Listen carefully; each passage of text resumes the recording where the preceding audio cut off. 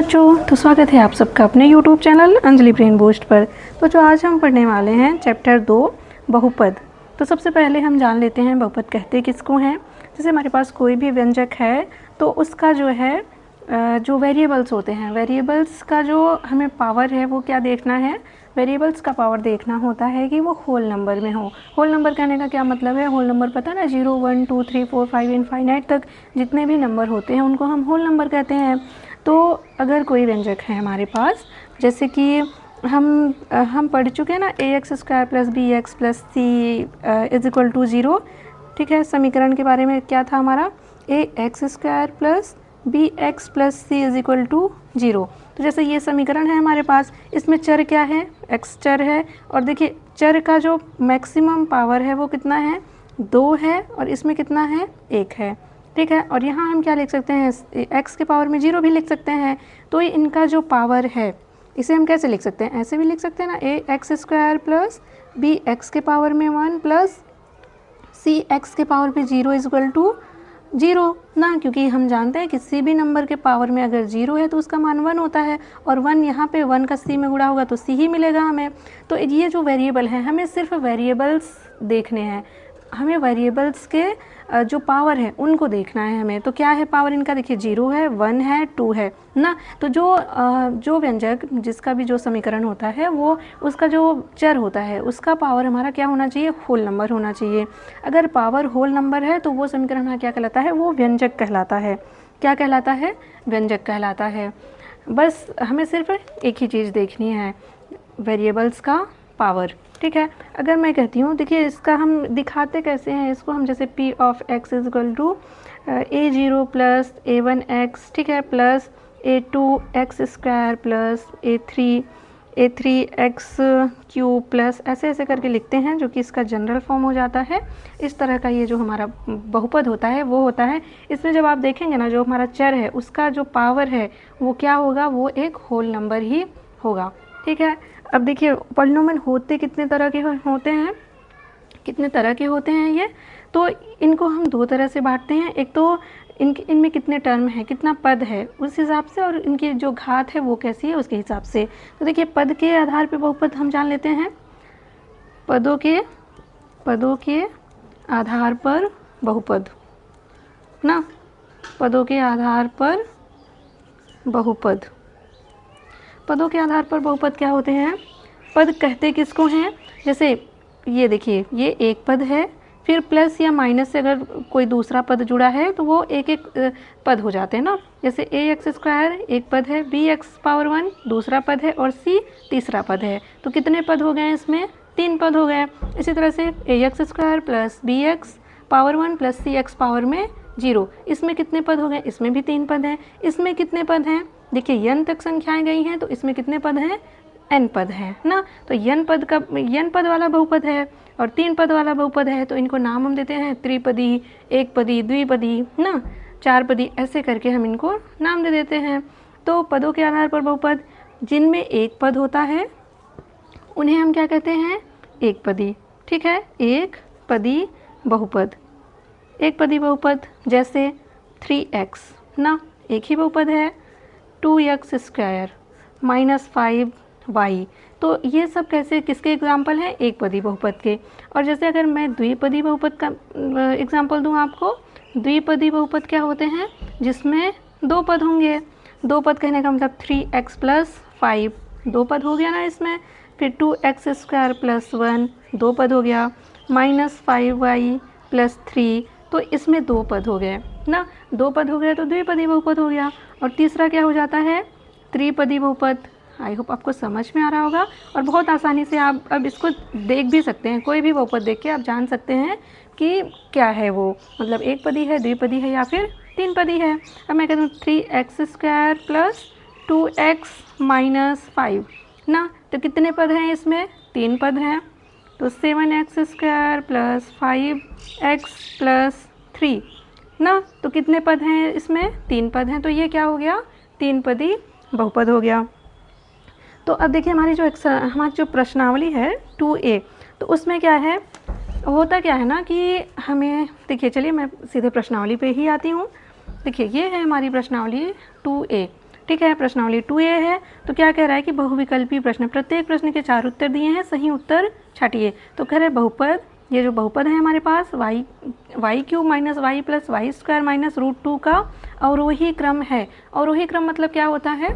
अवरोही क्रम मतलब होता है, अवरोही क्रम मतलब क्या है कि ये हमारा घटते क्रम में होगा। आरोही क्रम होता है बढ़ते क्रम में होता है, अवरोही क्रम होता है घटते क्रम में होता है। तो हमें क्या करना है कि देखिए जो हमारा चर है उसका सबसे ज़्यादा वाला पावर मतलब बड़ा वाला पावर, फिर उससे छोटा, फिर उससे छोटा, फिर उससे छोटा, इस तरह से हमें लिखना है। तो क्या बन सकता है इसका? देखिए क्या है, सवाल क्या है हमारा, हम देख लेते हैं। देखिए पहले सवाल की बात कर रहे हैं Y cube minus Y plus Y square minus √2। ठीक है, अब यहाँ देखिए √2 है तो सिर्फ y के पावर में 0 भी होगा। हमें अवरोही क्रम में लिखना है, अवरोही क्रम मतलब घटते हुए क्रम में। तो y के पावर में 3, फिर प्लस वाई स्क्वायर, यहाँ पे कुछ नहीं है तो 1 होगा, तो माइनस y के पावर में 1 और √2 y के पावर में 0, 3 2 1 0। तो हो गया ना ये घटते क्रम में। बस अब इसमें जो ऑप्शन में मिलता है हम वो टिक कर देंगे। तो क्या है, सबसे पहले क्या होना चाहिए, 3 होना चाहिए, 2 होना चाहिए, 1 होना चाहिए और यहाँ पे 0। इसका मतलब जो हमारा सी वाला ऑप्शन है वो क्या हो जाएगा, सी वाला ऑप्शन हमारा सही हो जाएगा। तो इसमें कौन सा ऑप्शन सही हो गया, सी वाला। अब इसी तरह से कह रहा है कि बहुपद, ये जो हमें बहुपद दे रखा है इसके आरोही क्रम में लिखना है। आरोही क्रम में लिखने का क्या मतलब है, बढ़ते हुए क्रम में लिखना है। तो देखिए पावर देखिए, तो सबसे बड़ा पावर क्या है, सबसे बड़ा घात इसमें क्या है, सबसे बड़ा घात तो मुझे 5 ही दिख रहा है। 5 के बाद क्या आता है, 5 के बाद आएगा 4, सॉरी आरोही में लिखना है ना, मतलब बढ़ते क्रम में लिखना है। तो सबसे छोटा वाला हम लिखेंगे 1 के इसके पावर में x पावर 0 होगा तो 1 हम लिख देंगे। ठीक है, फिर 1 के बाद हमें क्या लिखना है, 1 power, 2 power, 3 power, 4 power, 5 power. तो ये पहला वाला ऑप्शन हमारा क्या है, सही हो जाएगा, क्योंकि हमें आरोही क्रम में लिखना था। ठीक है, अब देखिए तीसरा सवाल क्या कहता है कि निम्नलिखित में बहुपद नहीं है। मैंने क्या बताया कि जिसका भी हमें वेरिएबल चर का पावर देखना है, अगर चर का जो घात है वो होल नंबर में है, मतलब 0 1 2 3 4 ये सारे नंबर हैं तो वो बहुपद होगा। अगर ऐसा नहीं है तो बहुपद नहीं होगा। देखिए इसमें चर के घात में कितना है, 2 है, चर के घात में 1 है और चर के घात में यहाँ पे 0 है। ठीक है, ये तो होल नंबर है हमारा। यहाँ भी y के पावर में y के पावर में 5 और y के पावर में 1 ये भी होल नंबर है, और x के पावर में 1 ये भी होल नंबर है। लेकिन √x + 2x ये हमारा कैसा है, ये हमारा बहुपद नहीं है। क्यों नहीं है, कैसे नहीं है बहुपद हमारा? देखिए क्या था सवाल, देखिए तीसरा है ना, तीसरे में क्या है, √x + 2x। हम जानते हैं रूट का क्या मतलब होता है, रूट मतलब होता है हाफ। जब हम रूट हटाते हैं तो वेरिएबल के पावर में कितना आ जाएगा, 1/2 + 2x। और रूट के पावर में चर जो है हमारा उसके पावर में क्या नहीं होना चाहिए, ना भिन्न में संख्याएं होनी चाहिए और ना ही माइनस में संख्याएं होनी चाहिए। अगर भिन्न में संख्याएं हैं या फिर माइनस में संख्याएं हैं चर के घात में तो वो बहुपद नहीं होगा। सिर्फ होना क्या चाहिए, 0 1 2 3 मतलब 0 और पॉजिटिव नंबर जितने हैं वो होल नंबर होना चाहिए बस। तो इसमें हमारा बहुपद कौन सा नहीं है, सी वाला बहुपद नहीं है। तो चलिए लघुत्तरीय प्रश्न देख लेते हैं। करें कि निम्नलिखित फलनों में कौन से बहुपद हैं, तो हमें इसमें बताना है कि कौन सा बहुपद है, कौन सा बहुपद नहीं है। ठीक है, कौन सा बहुपद है, कौन सा बहुपद नहीं है। चौथा देखिए, यहाँ हम कर लेते हैं। चौथे का पहला x² + 4x दिख रहा है आपको, x² + 4x + 4। तो इसका देखिए, इसका जो चर है उसमें कितने घात हैं, सबके घात में होल नंबर है, इसलिए ये क्या है, बहुपद है। ठीक है, बहुपद है। और दूसरा वाला क्या है हमारा, y घात में 8 - 4। तो इसका भी चर देखिए, इसके भी चर में क्या है, होल नंबर है, इसलिए ये भी क्या है हमारा, बहुपद है। अब तीसरा क्या है, x + 1/x। तो देखिए x + 1/x को हम क्या लिख सकते हैं, x के पावर में -1। तो मैंने क्या कहा, चर के घात में माइनस में संख्याएं नहीं होनी चाहिए, इस वजह से ये हमारा नहीं है। ठीक है, ये बहुपद नहीं है। अब चौथा देख लीजिए, चौथा क्या है, चौथा है 3x² + √x + 7। देखिए रूट का मतलब क्या बताया अभी मैंने, रूट का मतलब बताया है हाफ, 1/2, तो x के पावर में 1/2 हो गया। तो क्या 1/2 होल नंबर होता है? नहीं होता। इस वजह से ये बहुपद क्या है? नहीं है। बहुपद में हमें क्या देखना है? सिर्फ होल नंबर होना चाहिए। अब पांचवा भी देख लीजिए, चौथा ना, ये पांचवा हमारा क्या है? देखिए x² + 1/x²।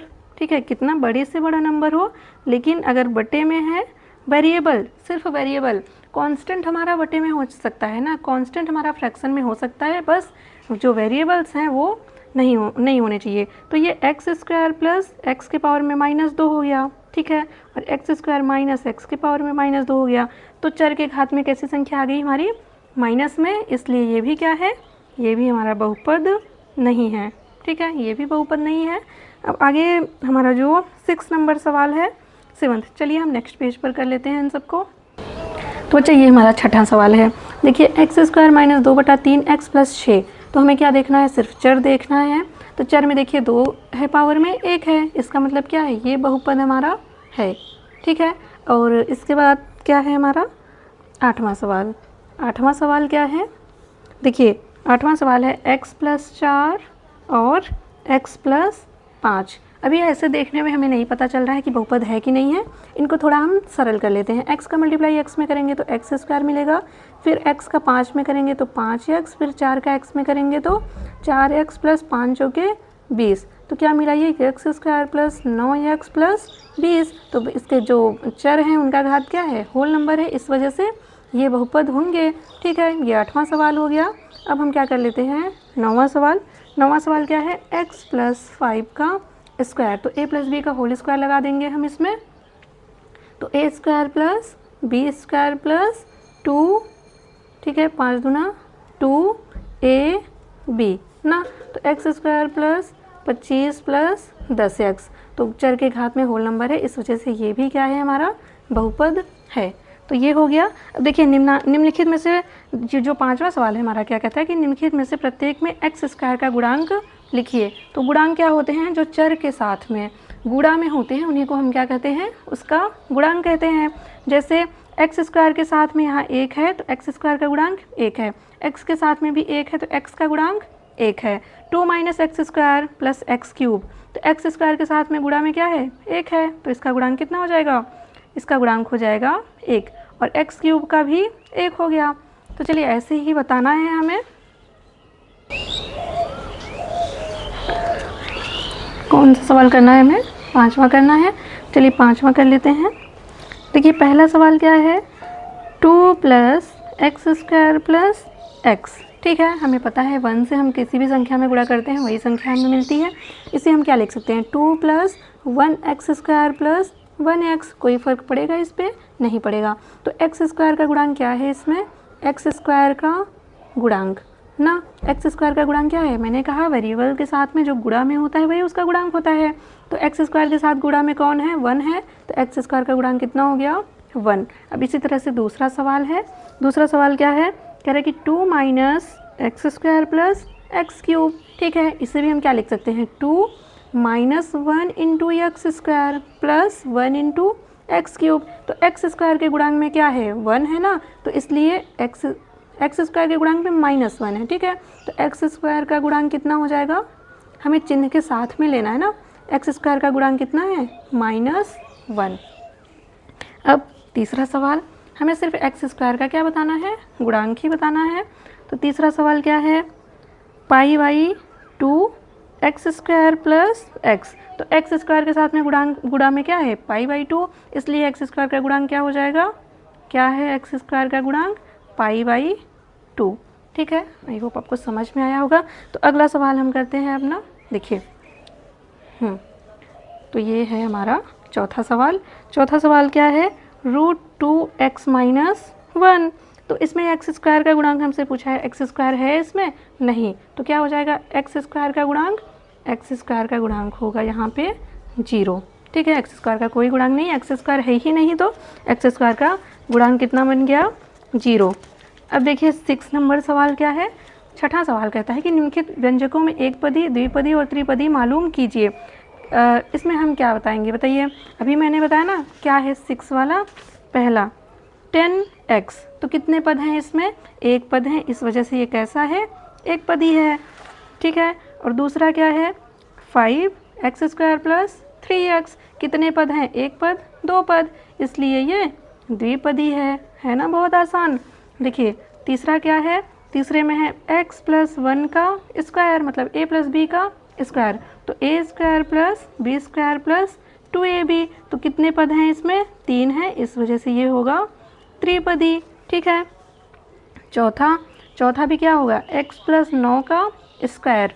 तो इसी तरह से ये भी कितने पद का बनेगा? 3 पद का बनेगा। चलिए हम खोल के दिखा देते हैं।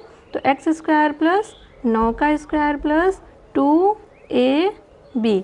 तो x² प्लस 9 का स्क्वायर कितना? 81 और 18x। तो कितने पद हैं इसमें? त्रिपद हैं, ठीक है। 3 पद हैं, इसका मतलब त्रिपदी बहुपद है ये। देखिए पांचवा क्या है? x² minus 3x plus 2। ये भी कैसा बहुपद है? त्रिपदी है ना। बहुत ही आसान प्रश्नावली है हमारी, ज़्यादा कुछ है नहीं इसमें। देखिए अब 6 वाला क्या है? -25x, ठीक है। माइनस हो प्लस हो कुछ भी हो, एक पद है, तो ये कैसा बहुपद होगा? एक पदी, ठीक है। अब 7वां सवाल हम कर लेते हैं। चलिए नेक्स्ट पेज पर करते हैं।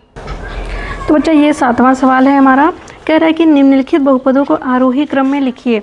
ये सारे जो 3 बहुपद हमें दिए हैं उन्हें हमें किस में लिखना है? आरोही क्रम में लिखना है। आरोही क्रम में लिखने का मतलब क्या है? हमें बढ़ते क्रम में लिखना है, ठीक है। तो सबसे छोटा वाला जो है वो घात क्या है? देखिए 7 है ना, 7 के यहाँ पे क्या होगा? x पावर 0 होगा, क्योंकि ये 1 बनेगा, इससे मल्टीप्लाई होकर 1 बन जाएगा। तो हम क्या लिखेंगे? 7 प्लस 7 से बड़ा मतलब 1, 0 के बाद क्या आता है? 1 मतलब क्या? x प्लस 1 से बड़ा घात क्या है? सॉरी यहाँ पे -5x²। फिर 3 पावर भी है कहीं? 3 पावर नहीं है, इस वजह से उसके बाद क्या है? प्लस 2x के पावर में 5, फिर प्लस 5x के पावर में 6 से बड़ा क्या है? प्लस 5x के पावर में 7 के बाद क्या है? प्लस x के पावर में 8, ठीक है। तो ये किस में हो गया? हमारा आरोही क्रम में हो गया। इसी तरह से हम इसको भी लिख लेंगे, आरोही क्रम में ही लिखना है हमें सबको। देखिए सबसे छोटा है ना 1 है, फिर प्लस x है, उसके बाद x², फिर प्लस x³, ठीक है, फिर माइनस x के पावर में 5, आरोही क्रम में हो गया। इसी तरह से हमें इसको भी लिख लेना है। कांस्टेंट वाला टर्म हम पहले लिखेंगे, ठीक है। प्लस चर के घात में 1, फिर माइनस x² के बाद फिर क्या है? माइनस x के पावर में 3, फिर माइनस x के पावर में 4 से बड़ा घात क्या है? x के पावर में 5 से बड़ा घात x के पावर में 6। बस हो गया। तो ये हो गया हमारा आरोही क्रम में। इसी तरह से जो 8वां सवाल है वो क्या है? 8वें सवाल में हमें क्या करना है? हमें कुछ बहुपद दिए हैं, उन्हें अवरोही क्रम में लिखना है। अवरोही क्रम में लिखने का मतलब क्या है? हमें घटते हुए क्रम में लिखना है, ठीक है। देखिए तो पहला सवाल क्या है इसका? तो बच्चा ये हमारा 8वां सवाल है ना। इनको क्या लिखना है? किस में लिखना है? अवरोही क्रम। अवरोही क्रम मतलब हमें घटते क्रम में लिखना है। तो सबसे बड़ा घात क्या है इसमें? देखिए 4 है, 3 है, 5 है, 2। तो सबसे बड़ा घात क्या है हमारे पास? 4x के पावर में 5, ठीक है। 5 के बाद क्या है? 4 है, मतलब 2x के घात में 4 के बाद क्या है? 3 है, प्लस 7x के पावर में 3, उसके बाद प्लस 12x², ठीक है। तो ये हमारा किस में हो गया? अवरोही क्रम में हो गया। इसी तरह से इसको भी हम कर लेंगे। तो सबसे बड़ा घात क्या है इसमें? सबसे बड़ा घात 4y के घात में 4 है, उसके बाद क्या है? y³ है, फिर y², फिर 3y प्लस 8, ओके। अब ये इसमें क्या है? सबसे बड़ा घात हमें क्या दिख रहा है? x के पावर में 4, फिर x के पावर में 3 प्लस 5x², उसके बाद प्लस 5x प्लस 7। ये हो गया हमारा अवरोही क्रम में। तो आज की क्लास जो है हमारी वो यहीं पे ख़त्म होती है, ठीक है। हमारी प्रश्नावली भी ख़त्म होती है। तो चलिए मिलते हैं हम नेक्स्ट क्लास में नेक्स्ट एक्सरसाइज के साथ। तो आज के लिए बस इतना ही। Thank you.